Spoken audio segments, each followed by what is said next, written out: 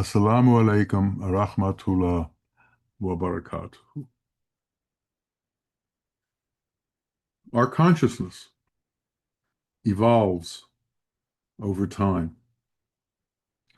As a child, we have a child's consciousness.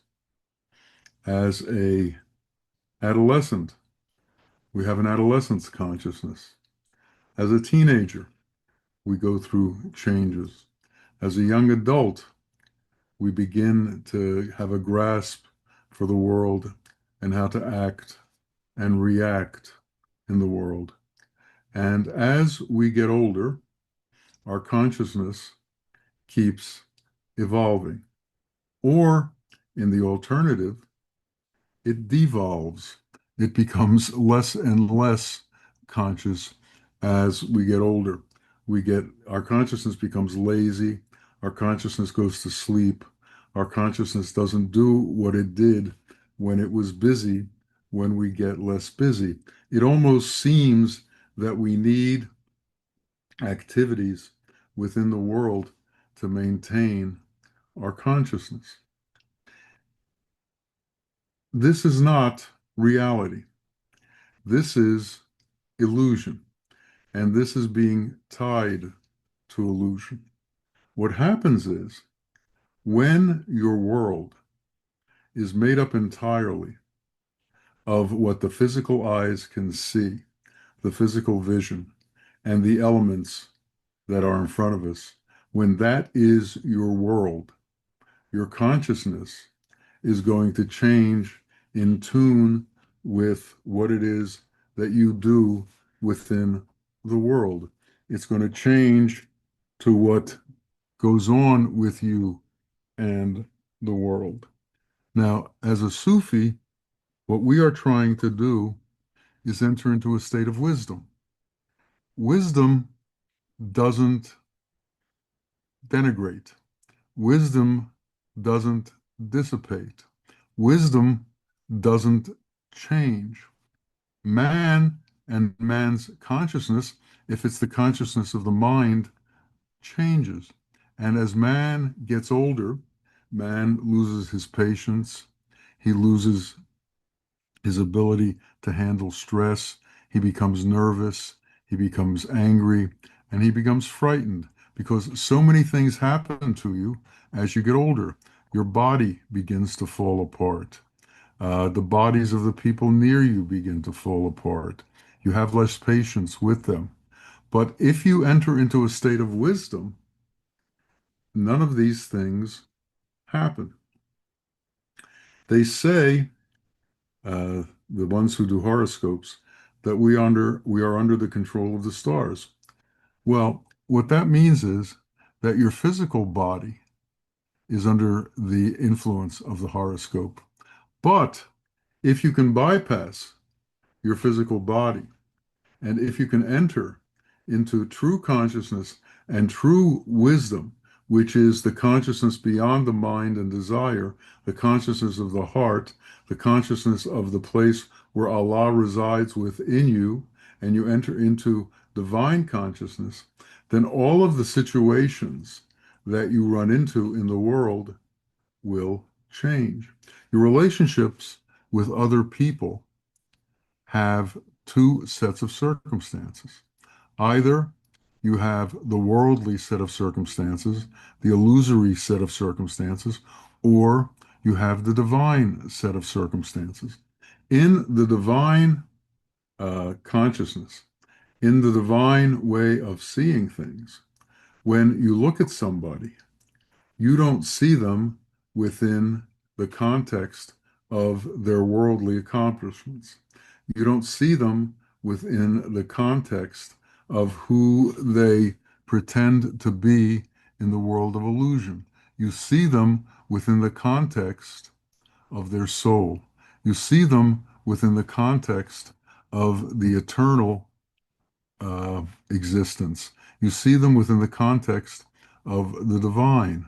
And if when you are looking at things, you are constantly conscious of the divine and you are constantly seeing the divine, then all of the things that affect people when they are not conscious of the divine won't affect you. The normal things that people go through won't affect you.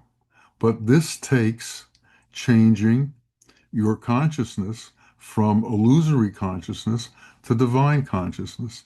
And so, what we have to ask ourselves is, how do we go about changing that consciousness? How do we go about entering into a consciousness that isn't affected by the illusory world, that isn't affected by the vagaries of what goes on in our life, isn't affected by all of the ups and downs of the world, by all of the fears, by all of the trepidations, by all of the wins and losses? How do we get beyond the wins and losses of the world? How do we get beyond what the world has to offer us?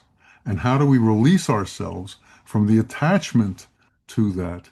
You see, as long as we are attached to what the world gives us, and as long as we are dependent on what the world gives us for our happiness and for our sustenance, we are going to have joy and sorrow based on what we do within the world. But we need to go beyond joy and sorrow. We need to enter into the world of eternal bliss. And the world of eternal bliss is not the illusory world. The world of eternal bliss is not the world of illusion. The world of eternal bliss is different than that.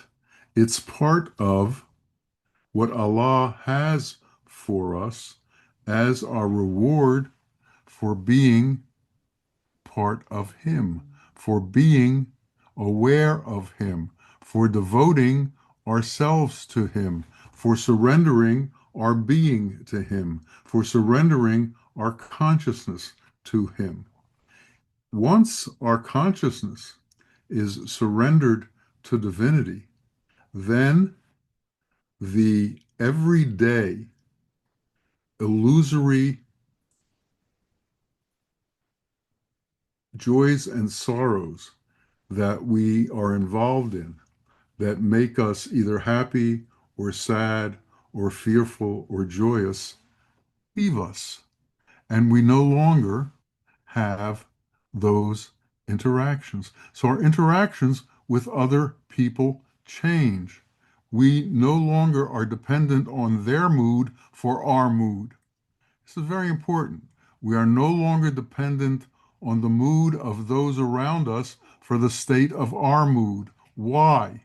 Because we have left our attachment to what goes on in the world, and we understand that the world is not a stable place, and the people who are attached to the world are not stable, and that they're going to have all these ups and downs. And if we are affected by their ups and downs, then we're going to have those same ups and downs. We're going to have moments of joy and moments of sorrow, moments of happiness and moments of sadness, because we have not transcended worldly attachment. So it always comes down to the same point of view, which is our point of view of the world, or is our point of view of the divine? Do we see things through God's qualities, or do we see things through the earthly qualities?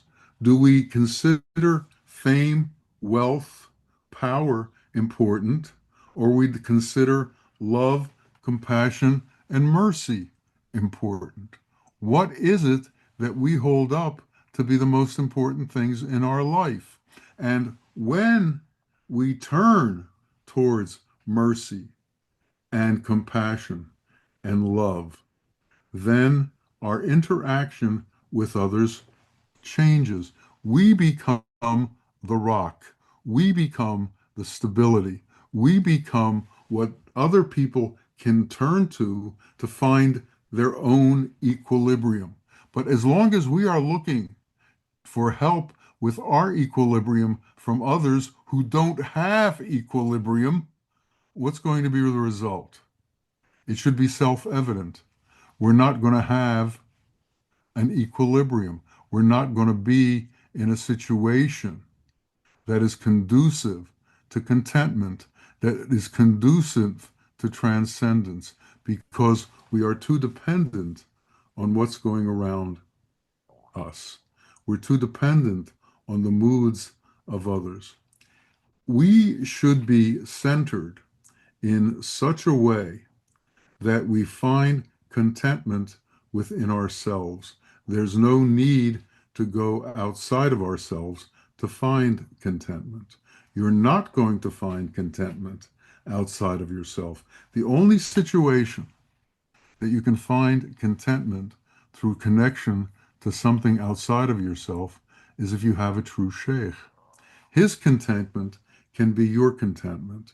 His joy can be your joy. His equilibrium can be your equilibrium, because he has this amazing gift that's been given to him by God to share what's within him with everyone else. So coming within his presence and letting go of yourself and accepting him and everything that he does will bring you to the place where he is. So if you can give up your own mind and replace it with following his lead and following his direction and following his guidance, then you will change in a way that is the transformation into being like him. The point of the Sheikh is he comes here to be an example for the world of God man, of man and God in a combined sense, where a man walks with God's qualities, where a man walks with compassion,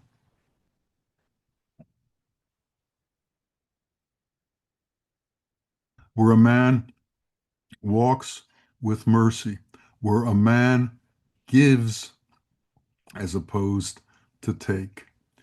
In this world, everybody needs. One of the things that's common among men in illusion is they are all needy. They all need things. They all have this desire that is constantly wanting. So all interactions between people are transactional. All interactions between people are business, unless you've transcended illusion. All transactions within the illusory world are business, because there is no love in the illusory world. Love is a transcendent state that begins to bring you into the divine world, that brings you into the everlasting world, that brings you into the eternal world, that takes you outside of the illusory world. Once you've entered into the eternal world, there is no longer any need. What does God need? God doesn't need everything. He is everything. Everything is contained with him, and he has everything that he needs. Man, on the other hand, has old age. Man has wife and husbands. Man has children. Man has obligations in this world that are difficult for him to fulfill. So man has to transcend his manhood. Woman has to transcend her womanhood. They have to become something else. They have to leave all of the consciousness that they've developed all through their life, from the time they were a child to the time they were an adolescent, to the time they were a teenager, to the time they were a young adult, to the time they were an adult. All of this development that's taken us so long to take on, all of this ability to work within the world that's taken us so long to learn, that's taken so many years of education, we find out is without use in reality, without use in truth. What is useful in truth are God's qualities. And that's the extent of what's useful. What's useful in reality is not physical. Gold has no value in the world of reality. Diamonds has no value in the world of reality. Money is not the legal tender of the world of reality. The tender of the world of reality is love. The tender of the world of reality is compassion. It's mercy. It's an entirely different set of rules, an entirely different set of circumstances, an entirely different way of being. I had a friend, I have some friends, but there was one friend I have who is a sort of a sheikh, and we would give talks together, and we were in a little bit of a competition, and the competition was quite simple: who could be nicer to the other one? And this was the extent of the competition. And if we want to get into competition with our compatriots, that should be our competition. Who can do more for the other? Who can be nicer to the other? Who can love more? This is the competition you should be in with your spouse. Which of you can love the other one more? Uh, my wife and I, we each try to increase the amount of love that we have for each other. As time goes by, this love increases and increases, and the comfort level, the contentment level of being together rises and rises because of the love that is given out by each of us towards each other and the comfort we have in knowing how the other one feels and how the other one will react. We need to be able to have that comfort level with others. Doctors cure people who are ill. They come in to their offices and they have a problem.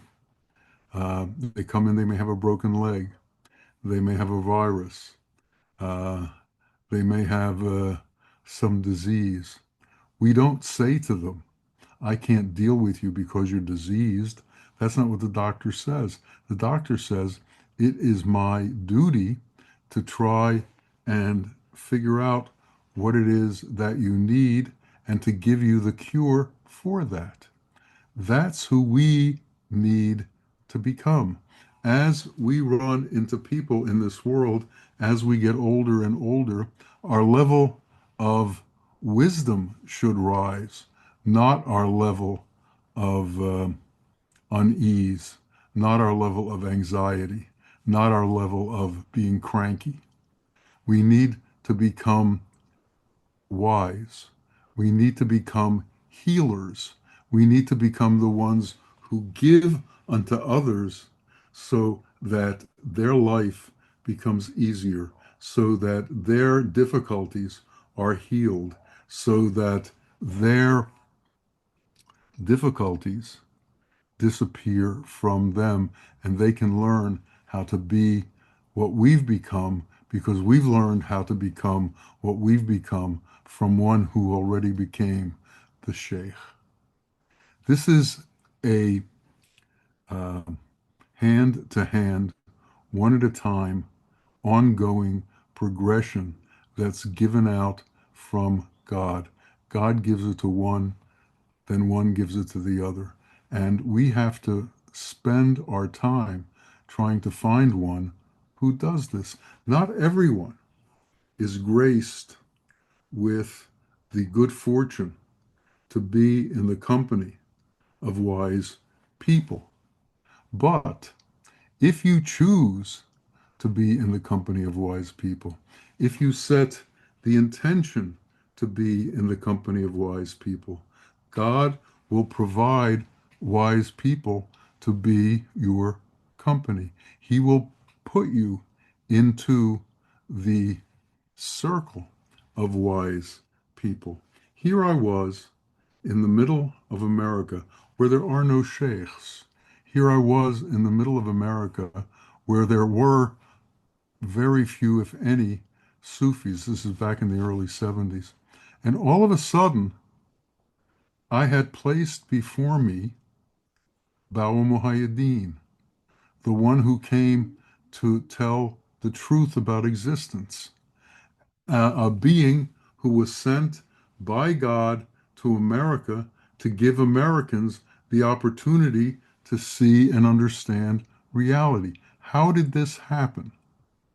Well, when I was in beginning law school, there was a war going on. And because of the war, people weren't allowed to finish their schooling. They had to be drafted, or they were in line to be drafted. And my thought process became, what am I doing in this world if I'm going to be sent away to war to kill and or be killed? And I began to contemplate, what's the truth of existence? I began to think about what is reality, because this war situation can't be reality. Becoming a soldier can't be reality. Being put on the front line to kill or be killed cannot be reality. It must be something else. And there must be someone who can explain what it is to me. So I began to read about all of these things. And then all of a sudden, out of nowhere, there appeared one who had all of this knowledge within him, and I didn't need to read books anymore. As a matter of fact, when I first met him, he said to me, "You don't need to read books anymore. You have me. I am your book." And that's the situation with a true teacher. He becomes your book. He becomes your guide. He becomes your example. He becomes your reality. And every time you lose focus, you go back to him and he refocuses you, because that is what he does. He is a focus. He's able to take the unfocused and focus them. He's able to take consciousness that has run amok in the world of attachment and has become dependent on the world of attachment, and refocus them to what's real. We spend so much of our time with what's not real. We spend so much of our time with what's illusion that we have become addicted to illusion. And to pull ourselves away from illusion becomes very, very difficult. And you need someone with tremendous strength who has God's help to pull you from this illusion into reality. And to do this, you have to intend it, and you have to put yourself in the situation where you can be helped. You can't be insistent that you know what's right. You have to have within you the ability to give up what you know and replace it with what the teacher knows. You have to have the ability to give up your illusion and replace it with the truth. Now, depending on your age, you may have 30 or 40 or 50 years of being fed illusion every day, every minute, every second of your life. That's all you know. And when someone comes and says to you, none of this is real, the first reaction is, go away. I don't need this kind of foolishness. In the hadith about the prophet, and within the understandings in religion, when a prophet would come to people, very often they would reject the prophet. And what they would say to the prophet is, that which has been given to me by my parents and that which has been brought to me from the past is sufficient for me. I don't need anything new. That's the first hurdle you have to get over. You do need something new. Everything that's been given to you has been a lie. Everything that's been given to you has been inappropriate and incorrect, and has taken you to the sadness that has become your life because you've been unable to find the truth. So the first step that we have to take is to get over the arrogance of our own life, get over the arrogance of that we know what we're doing, get over the arrogance of that we have power and that we have control and that we have wealth that can accomplish things. We must get to the point where we understand that everything we are given is through God, that everything we have is through God, that everything we are is through God, that our sustenance is because of His will, His kindness, and His love, and that love is how He rules. And this love is what maintains and sustains the world.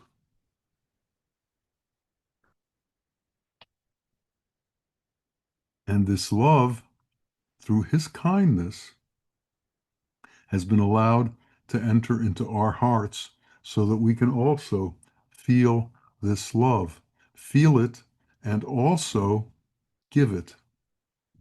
It's an interesting thing about love, about compassion, about mercy, about justice.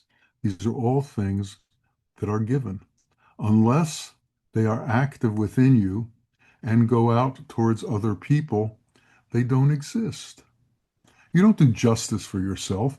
You do justice for others. You don't do mercy for yourself. You do mercy for others. You have compassion for others. You have kindness for others. You have love for others. So we have to leave the egocentric individuality of existence. We have to understand that there is a unity between ourselves and all other beings. And in this unity, we have to be the ones who give love and become the doctors. We have to become the healers of humanity. It is our obligation to take on God's work, to take on God's duties, to become helpers in His cause in this world. Imagine if everyone in the world gave up their egocentric needs for power and control and were here to love and give aid and assistance to others as opposed to gathering things for themselves. The world is made up of hoarders, and the hoarders are all trying to accumulate for themselves everything they can, accumulate real estate, accumulate power, accumulate control. It's because of these needs that the world is having the difficulty that the world is having. The religious leaders, the political leaders, as opposed to being compassionate and merciful, are full of greed and full of self-righteousness and full of the need for their own satisfaction and their own growth or the growth of whatever it is that they contemplate as their touchstone. We need to begin to learn that there's only one reality, and that reality is God. And everything that we put as more important than God is just going to lead to our ruin. If we hold country above God, it will lead to our ruin. We hold color above God, it will lead to our ruin. We hold religion above God, it will lead to our ruin. What religion does God have? God doesn't have a religion. God doesn't need a religion. God is all of God's qualities. And if religion is true, it's made up of God's qualities. If it is not made up of God's qualities, it's a false religion. The religion may be true, but the way it's practiced is false. And we need to be able to understand the difference between what's false and what's true. If it's not loving, it's not real. If it's not kindness, it's not real. If it doesn't help others, it's not real. If it looks to kill, if it looks for revenge, it's not real. It's a false understanding based upon illusion and the trademarks of illusion, which is to control and to manipulate the elemental world. We are constantly caught between manipulating the elemental world and giving up the elemental world to enter into the world where there are no physical attributes. Love is not physical. Compassion is not physical. Mercy is not physical. There is no matter within it, but there is something greater than matter. There is something that is eternal within it. Matter has a time limit. It dissipates, it disappears, it burns up. God's qualities don't have matter. They don't have physical attributes. They are without form, and their form is eternal. It is without end. It can't be destroyed because the destruction is a physical encounter where one physicality encounters another and tries to do away with it. But love bends, love moves, love can't be captured. Love can only be given. And love is what changes us and changes those around us. We have to understand that sometime in our life, we have to take the step where we give up trying to manipulate form towards our favor. We try to manipulate power so that we become the powerful ones. We try to manipulate fame so that we become the famous ones. We try to manipulate wealth so that we become the wealthy ones. When can we give up that intention? When can we give up the intention for power and fame and wealth and change the intention for compassion, mercy, kindness, and love? If we can do that, then all of the difficulties of old age will disappear. All of the difficulties of disease will disappear because we know those are fleeting things and we are on the verge of the eternal. We are on the precipice of the eternal. We are moments away from that which is everlasting and without end, because our intention is set in that direction. And not only is our intention set, but our actions follow that intention by taking on the qualities that are Allah and using those as our qualities within our relationships with all men and all women. We use in our relationships with everyone that we know. Kindness becomes at the forefront of who we are. Love becomes at the forefront of who we are. Compassion becomes at the forefront of who we are. And we no longer need. We are now in the business of giving. We are in the business of distributing God's wealth. We become the ones who work on His behalf and distribute His cornucopia of goodness to the world. We become His aid and His assist. And what can be a more glorious position for man than be one who helps God in doing God's duty? May we become His hands and arms in this world. May we spread His truth in this world. May we spread His love and His kindness in this world so that the world becomes whole again and the world loses its attachment to illusion and takes on reality. May it be so for each and every one of us and all of humanity. Ameen. Ameen. Ya Rabbil Alameen. Assalamu alaikum wa rahmatullahi wa barakatuh.